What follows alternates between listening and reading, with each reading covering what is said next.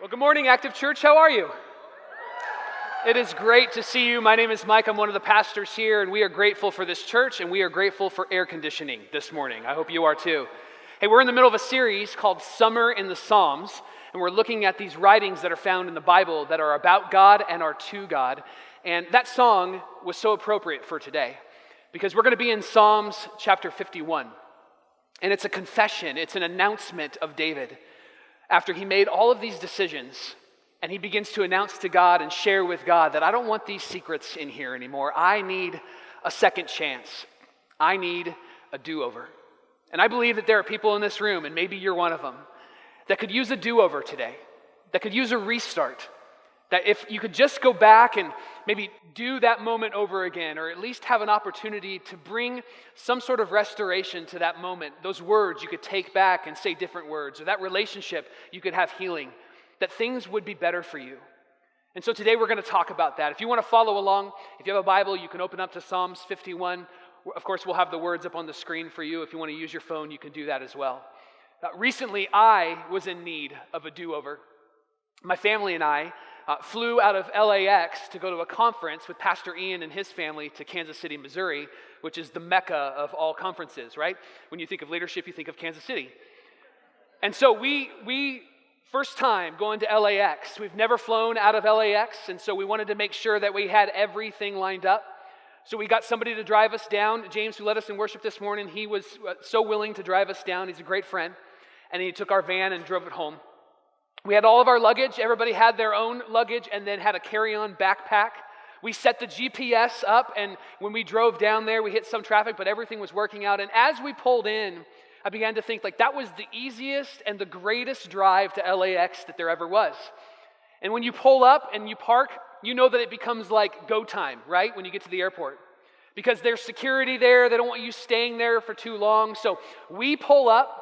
We get out of the car, I throw James the keys, we give the man a hug, we grab our luggage, we get inside, we check in, they print our tickets, we put luggage tags on, and we're standing in line, getting ready to put our luggage on that conveyor belt thing. And I look at my family, and they all have their luggage and their backpack.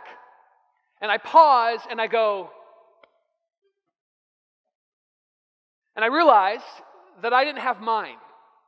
And so I do what every responsible husband does in that moment. I looked at my wife, and I said, honey, what did you do with my backpack? And because I married the greatest woman in the world, she smiled and responded, what did you do with your backpack? And I realized that I had left it in our van. And I had this moment of decision. Should I try to go get it? Or should I just let it go? And I realized that I wanted to go get it because it had all of my essentials. It had my iPad, because I was going to watch movies on the plane. It had my trail mix, and not the garbage trail mix, like the Target trail mix, which is like manna from heaven. It's God's gift to me. And it had all sorts of other goodies in it. And so I thought, I have to go and get this backpack back. So I called James, and I said, James, is my backpack in the van? And he said, is it blue? Yeah. I said, I really need it. And he goes, what do you want me to do? And I said, listen, I'm going to come find you. Where are you? And he says, I'm just getting to Terminal 4. We're driving slow. And I said, listen, I'm going to run, and I'm going to find my backpack. I'm going to get it from you. And he goes, okay. So I hang up. And I thought I had this because I ran track in high school, and I've only been out of high school for years. And so I thought, perfect, this is so great. And so I was in my running attire, right? I had my shirt on, I had some shorts on, and I had flip-flops on. And I take off running. Did you know that the distance between each terminal at LAX is the exact same distance as the Milky Way galaxy? Running from Terminal 1 to Terminal 2, I remember thinking, I don't know if this was a good idea. Running from Terminal 2 to Terminal 3, I remember thinking, and then from Terminal 3 to Terminal 4, I remember I just started to condemn everybody to hell that was in my way. And so by the time I got to Terminal 4, I called James and said, "James, where are you at?" And he laughed. And I've learned that in high, intense moments, when somebody laughs, what comes next is never good. And James says, "Well, I got to the end of the turnabout, and I could either go on the freeway or come back around, and so I came back around. I'm at Terminal 1 waiting for you with your backpack." And then I had this image in my mind. In our post-9/11 world, here's a guy with a van and a backpack. I have to run back now so that he doesn't get arrested. And so I run back, and I'm hot, and I'm sweaty, and it's gross. And I don't know, for you curly-haired people, when it's windy and you're sweaty and you don't use product in your hair, I look like Cosmo Kramer running down that. I was like, it was just everywhere. And I remember just thinking as I'm running back, could I just have the last 20 minutes of my life back? I needed a do-over. And it's a silly story, and it's a silly moment, but the reality is that we all need a do-over, don't we? There are moments in our life where we just wish that we could have those last words back, or those last decisions back, or those last choices back. Maybe for you, you've been a follower of Jesus for a long time, and you came to church today, and you said in your mind, "God, today's your last day. If things don't start changing, I don't know what I'm going to do, but I'm going to give you one more shot." Maybe for you, this is all new to you. And you came today because you thought, hey, at least, things can't get worse. And so I'm going to give God a shot. You need a do-over. Maybe you're in between that. You're somewhere in between that where you just know, if I could have reconciliation in this relationship, if I could have healing in this situation, if I could have a do-over, things would be great. The Psalms that we're going to look at today is the beginning of a do-over for a guy named David. David, you might be familiar with him. He was the guy that fought Goliath, and he defeated him with a slingshot and a rock. This is a picture from his Instagram page. And David was just a young man who went after this giant, and he was courageous, and he defeated him, and the Israelites, the army that he protected, then were able to dominate that land, and it was a good moment for him. And this moment changed his life because he became a great leader, a great king, and he was highly respected in that land. But there came a moment in David's life where his do-over needed to take place. And what I find fascinating about this moment is that it wasn't some big dramatic scene. It wasn't him running at LAX. It wasn't him saying some words that were inappropriate. It was a small moment that led to other small moments. And isn't it true that when we're looking for do-overs and we're in need of a restart, we're in need of a second chance, isn't it true that you could look back and go, oh, that's where it started? And maybe it was a small, almost insignificant decision that you made, but you realize that maybe 2 or 3 of those decisions have led you to a moment where you're like, if I could just have the last few minutes of my life or last few weeks of my life back, I'm in need of a do-over. For David, it really started kind of insignificant that way. Now, one of the writers, his name is Samuel, records what happened. It says this in 2 Samuel chapter 11, verse 1. In the spring of the year, when kings normally go out to war, David sent Joab and the Israelite army to fight the Ammonites. However, David stayed behind in Jerusalem.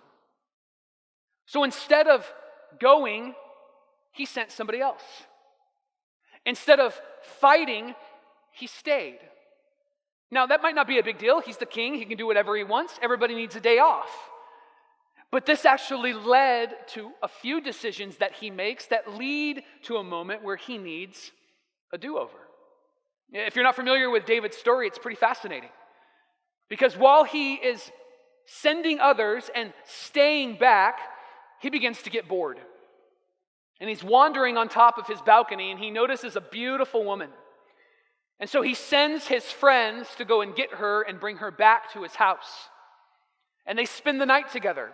In fact, they probably spend a few nights together because she becomes pregnant. And that's a problem for David. One, because he already has a family. Two, she's a married woman. Three, she's married to a guy named Uriah, who's one of the leaders of his army. And so David's in trouble. And so he decides that he's going to solve this problem. And he talks to Joab, and Joab brings Uriah back home, and David hopes that Uriah and his wife would spend the night together, and it would cover up the pregnancy, and everything would be fine.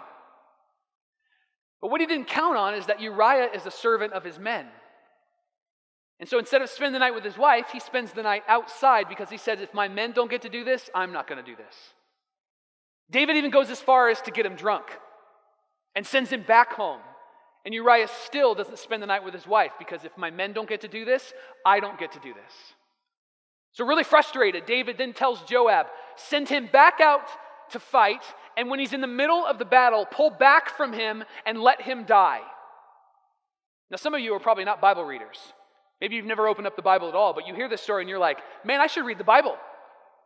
Because I could take my list of things that I do against David's list and I look awesome. Because David's story is fascinating. And so Uriah dies in battle. And David brings this woman, her name is Bathsheba, into his home and pretends that everything's okay. But the reality is not everything is okay, right? This decision completely undermines his authority and his integrity with his kids and with all the people in the kingdom. And let's be honest, when we're in need of a do-over, when we make these small decisions, we may pretend that everything's okay, but come on, let's be really real here. We know that things aren't okay. You know, you feel it. I know, I feel it. We're thinking about it. We have to cover it up. And David, you got to believe that David knows that this isn't okay. And he has a great friend, his name is Nathan, that comes and meets with David to address what everybody already knows. And what Nathan does is pretty fascinating. Nathan actually tells a similar story of what David has done, but changes the name. So I can imagine him coming and saying, David, I want to tell you about a friend of mine. His name is David. And he begins to underline all of these things that this guy has done. And as David hears this story, it says in 2 Samuel that he begins to get furious. Here's what it says. David's furious. And he responds, as surely as the Lord lives, he vowed, any man who would do such a thing deserves to die. Isn't it interesting that when they do wrong, we want them to get the full punishment, don't we? But when we do wrong, we want mercy. We want grace. I can't believe they did it. They should go to jail. Oh, I'm sorry that I've done that. Please don't have me pay the penalty for that. And David hears this story and says, that man deserves to die. And then Nathan responds to David this way. He says, you are that man.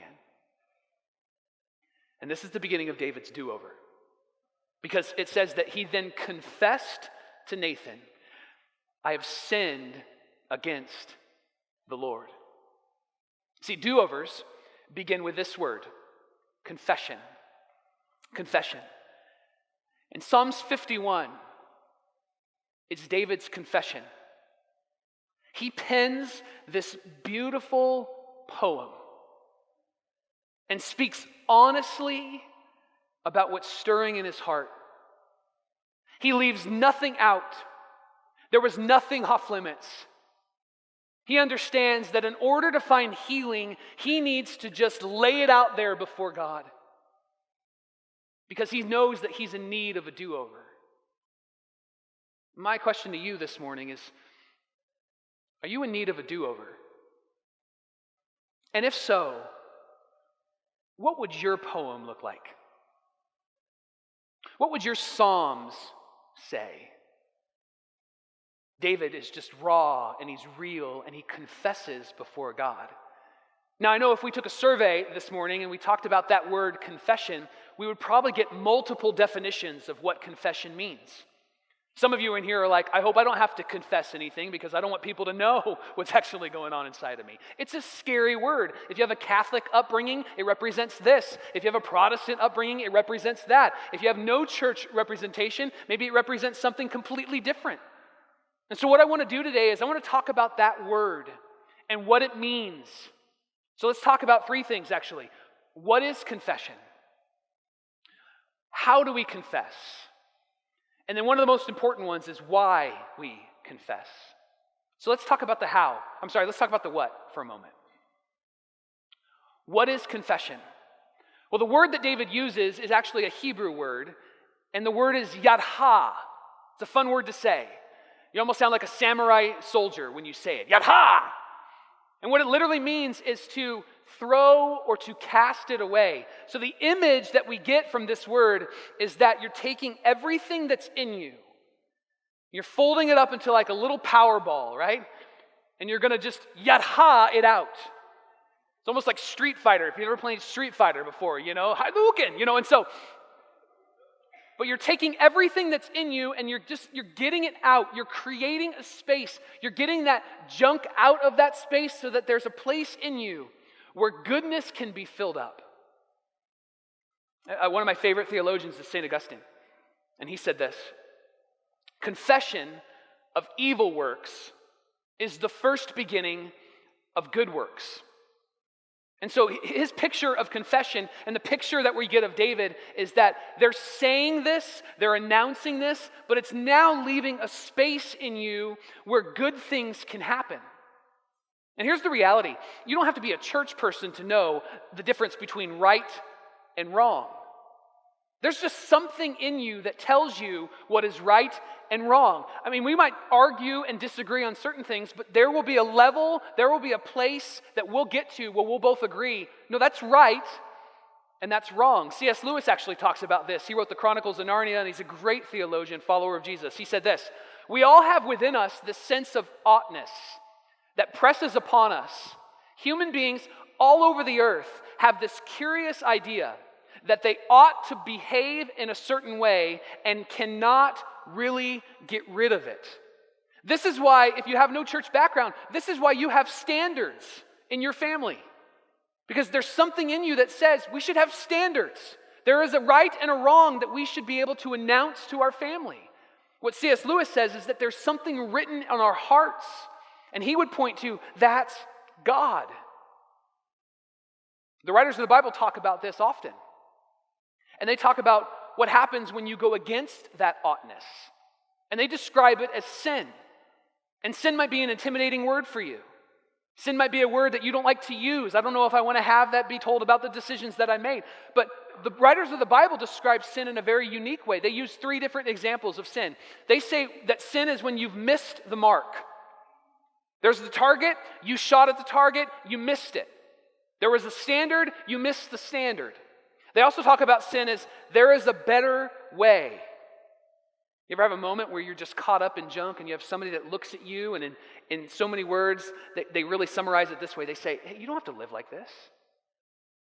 You don't have to live this way. There is a better way. There is a different way. And then they also describe sin as love out of order. It's when you're loving things in the wrong way. You're prioritizing things in your love in the wrong way.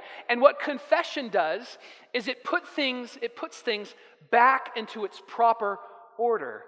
In Psalms 51 is David going, man, things are out of order. Things are not good. I've had an affair. I have a kid. I've caused murder. I've underlined my authority. I have no more influence. God, I've messed this up. I'm in need of a do-over. And so he yadhas, he confesses, he throws it out because he wants a new space for good in his life. So that's the what. But how? How to confess is really important because that is really where we want to get practical. That is really where the action happens, right? And when we talk about what it means to confess in the practical sense, there's like three components to it, and they all overlap each other. Here are the three. We practice examination when we confess. We feel sorrow when we confess, and we seek courage when we confess. So let's talk about that examination piece for a moment. Richard Foster, he's a writer, he's a pastor, and he's got a great book called Celebration of Discipline. He said this: a generalized confession may save us from humiliation and shame, but will not ignite inner healing. His point is this, and the word Yad Ha really emphasizes that. And what David writes in Psalms 51 really emphasizes that. They're saying, get specific. Lay it out there. Don't do some ambiguous sort of "I'm sorry," but be honest, because the ambiguous "I'm sorry" might save you from humiliation and shame, but it won't ignite your inner healing. It won't change your heart. I mean, think about it. When somebody comes to apologize to you, if they came to you and said, "Hey, I'm sorry for that thing," you know that wouldn't be good enough. You might give them the obligatory "I forgive you," but you know you're going to walk away and Facebook about it later or share it with somebody later. They just kind of threw it out there. But when somebody comes to you and they said, "My words have deeply wounded you, and I'm sorry. My actions have hurt you in ways that I can't even imagine. I'm sorry." What happens in those moments? You lean in, don't you? You almost feel sorry for them. Because what they're doing is they're saying, "My intention was not to hurt you, but I understand that it did. And I don't want to have any issue. I want to have healing." David models this for us in Psalms 51. In verse 3, he says this: "For I admit my shameful deeds." He's not pretending with God. He's not being polite. God doesn't need you to be polite. God needs you to be real. And so he says, "Man, these actions that I've taken, God, they're shameful. And the fact that you're even listening to me, I'm blown away that you're listening to me, God." Verse 5, he says, "I was born a sinner. And I don't like this identity. I don't like this worldview. And I need some healing. I need some reconciliation. I need you, God." And then he says in verse 6, "You deserve honesty from the heart."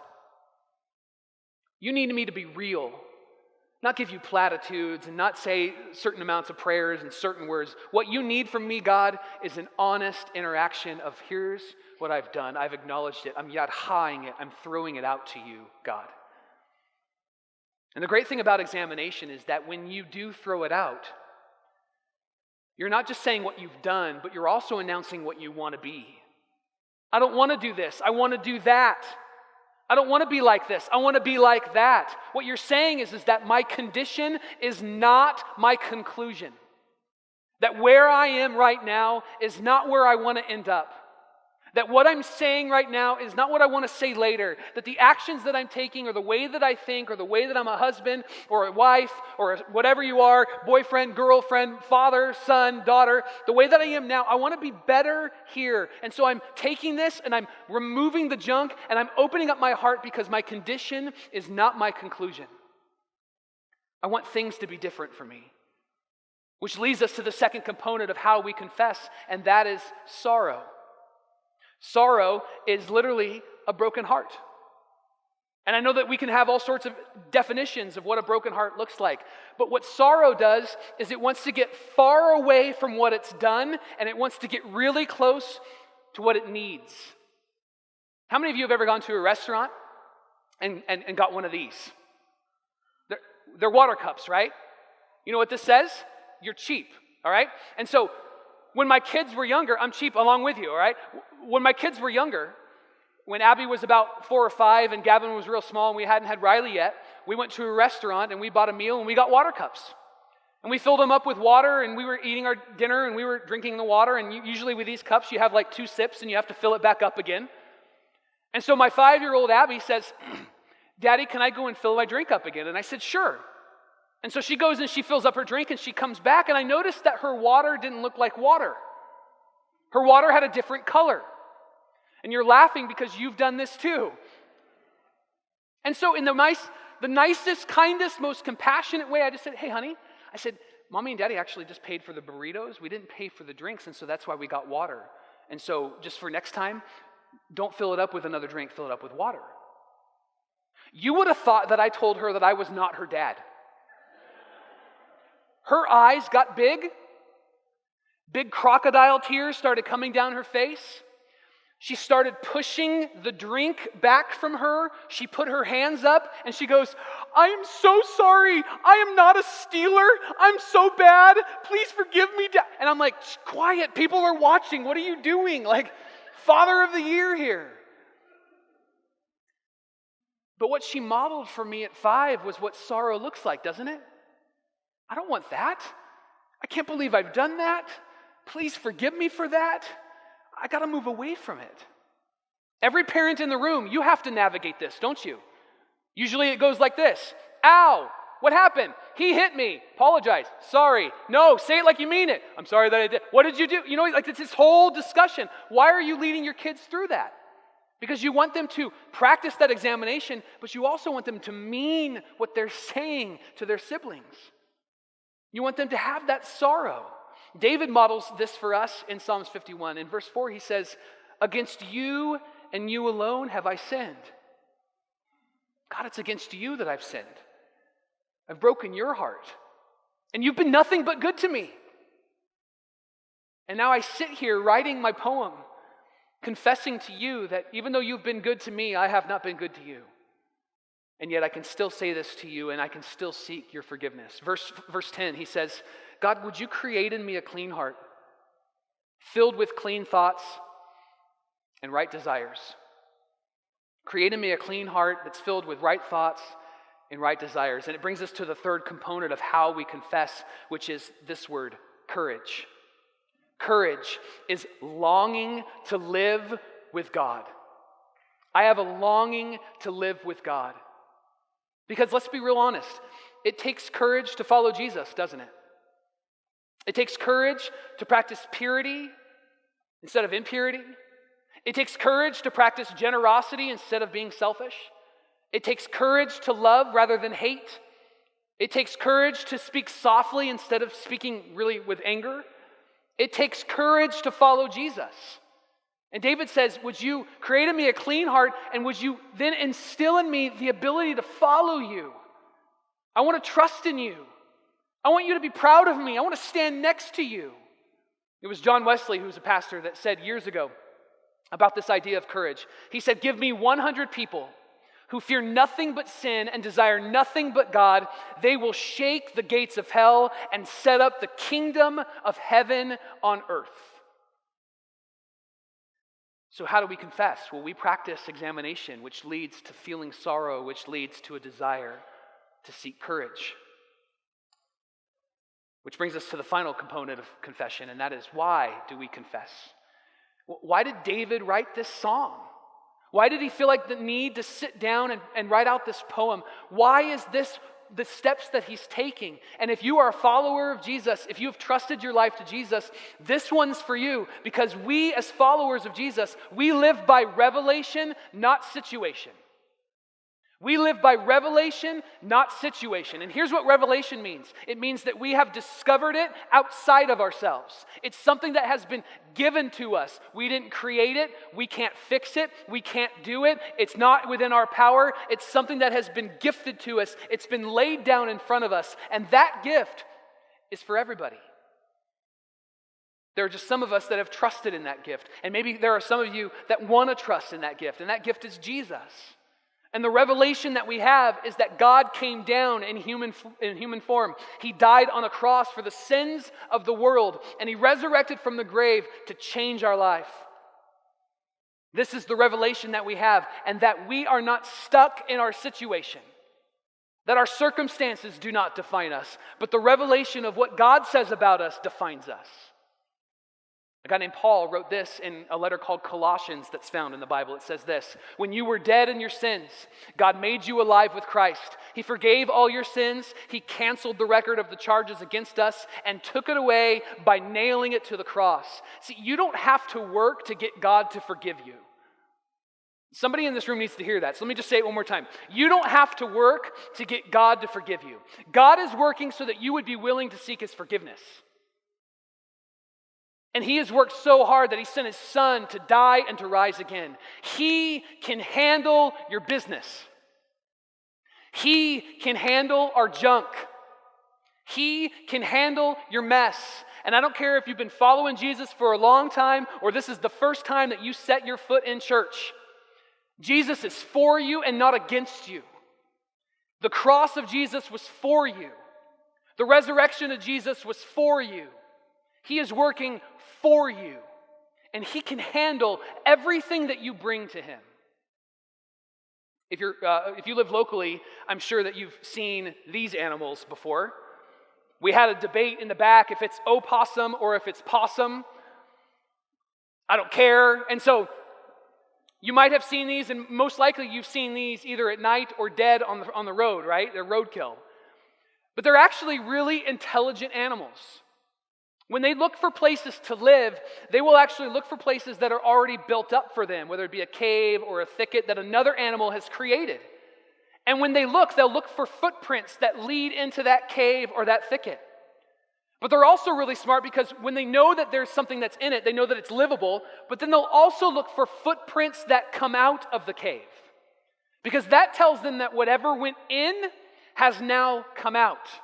Here's what's incredible about Jesus, is that he went to the cross to carry your sins and offer you forgiveness. He has footprints into the tomb, but Jesus also has footprints that lead out of the tomb. He not only forgave your sin, he can set you free because he's defeated your death. And often we can always pursue other things besides Jesus. Maybe it's another religious perspective, and here's what you need to know today. That Muhammad has footprints that lead into the tomb, but there are not footprints that lead out. Joseph Smith has footprints that lead into the tomb, but there are not footprints that lead out. Buddha has footprints that lead into the tomb, but he doesn't have footprints that lead out. Confucius has footprints that lead into the tomb, but he doesn't have footprints that lead out. If you're fans of presidents, Ronald Reagan has footprints that lead into the tomb, but he doesn't have footprints that lead out. It's only Jesus that has footprints that walk into the tomb, and it's only Jesus that has footprints that lead out of the tomb. Because the cross of Jesus says that he has the power to forgive your sin, and the resurrection of Jesus says that he has the power to change your life. This is who the Jesus is that we follow.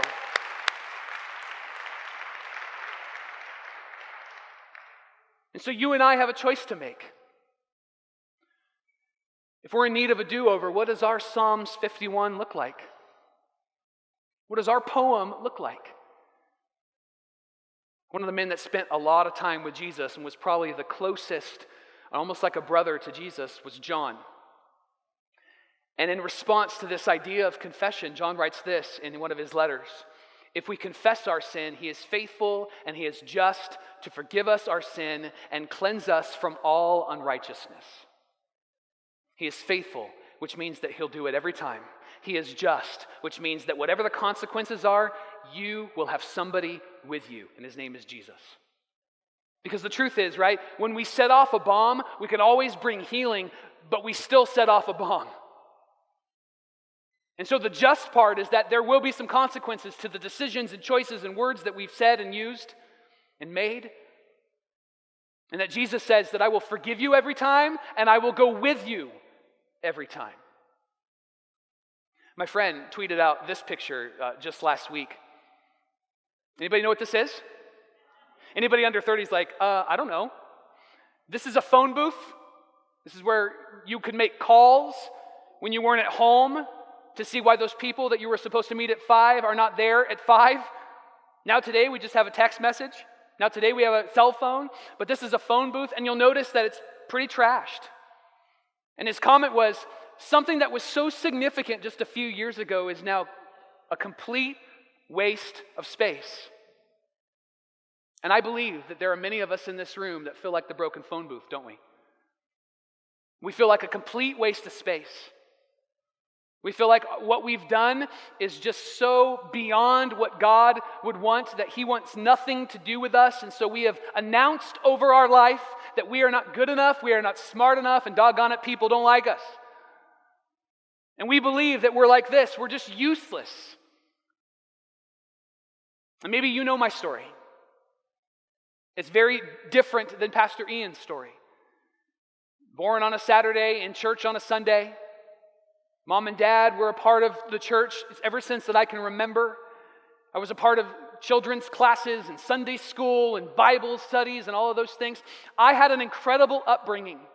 And yes, God has forgiven me of my sin. And I know often we can look at one another and go, well, God can forgive you, but my story is so different. It's so far from that. And that God, I don't know if he wants to even mess with me or deal with me because I am so far from that. And here's what I would say to you. I don't want to argue if all sin is equal in God's eyes. Because that, I think, is a fruitless discussion. But what I will argue, and where I know I'm right, is that all sin is equally forgivable. And so that little white lie that you told, or that addiction that you have, Jesus says, I can handle it. That gossip fest that you had, or the adultery that you committed, God says, I can handle it. Whatever it is that you want to lay before Jesus, he says, I can handle it. Why? Because there's footprints into the tomb and there's footprints out of the tomb. You are not like a broken phone booth. You are created on purpose, with purpose. And so my question to you this morning is, do you need a do-over? And what does your poem actually look like? Maybe you need to be restored and renewed. David actually says it this way in Psalms 51, starting in verse 12. He says, restore to me the joy of your salvation and grant me a willing spirit to sustain me. And what he's saying is God, could I have back what you offered at once that I've rejected? Could I have that back? Could you restore to me the joy of knowing what it's like to have a God who is for me, who's forgiven me, and who can change my life? And maybe for you, you've rejected, you've gone against. And David would say to you this morning, Jesus would announce over you this morning, hey, restore to me the joy of knowing God and having a sense that he is with you, that he has empowered you, and that he has set you free. Because do-overs begin and end with Jesus. Do-overs begin and end with Jesus. So what about you? What does it look like for you to take all of that junk and to just cast it away? You can even have fun and just yad-ha your way out of this room this morning. And nobody's going to look at you and call you crazy to your face. Maybe behind your back, but not to your face. Maybe you just need to gather up all the things that you have done, that you're feeling, the guilt and the shame and the humiliation, and you go, God, I don't want it. I don't need it. I want to create a space for you in me. Would you restore to me the joy of your salvation, God? Restore to me the joy of knowing you. Because you forgive me and you set me free. What does your poem look like? What does your Psalms 51 look like? You have an opportunity today to pen, to speak, and to announce that Jesus is for you, and he has rescued you, and he has saved you, and he has forgiven you. I want to invite you to stand. I'd love to just pray some words over you. I know in a room this large, we have all sorts of different stories that are happening all at once. All sorts of different things that are stirring in our hearts and in our minds. And so I just want to pause for a moment and say some words over you, pray some words over you. So would you pray with me? Jesus, we love you. We can't say that enough. There are those in this room that have loved you for a long, long time. And I pray that you would remind them that you are for them still, that the cross and the resurrection is for them still, and that they don't have to pretend to be perfect. They don't have to pretend to have it all together. They don't have to pretend to be the best that they can be. God, they can be honest. They can be real where nothing is off limits, and they can say to you, thank you for your forgiveness, and thank you for changing my life. And would you continue to restore to me that joy of salvation? And for those that are brand new to this, maybe today is their first day, that have felt like the broken phone booth. God, would you restore to them their value and their dignity, and that humiliation and shame would not lead the way. They would know your forgiveness, and they would know your resurrection, and they would experience the power of that today. They would leave this place with a do-over, with a second chance, because they've yadhad, they've confessed, they've shared what's going on inside of them. And God, for those that find themselves in between, would you set them free? Would you restore them today? And we ask all of these things in Jesus' name. Amen.